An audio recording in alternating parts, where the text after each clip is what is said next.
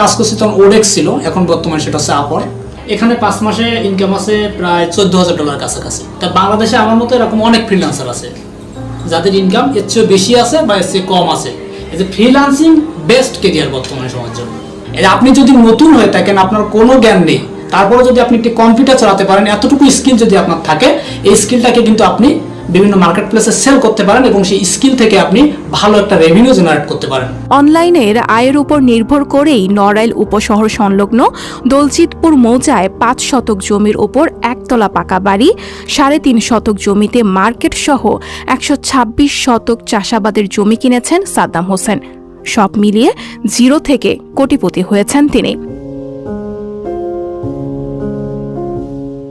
YouTube, freelancer, Facebook page সহ online marketing এর পাশাপাশি এইসব বিষয়ে নিয়মিত ক্লাস নিচ্ছেন সাদ্দাম হোসেন। সরাসরি ও অনলাইনে সাদ্দাম হোসেনের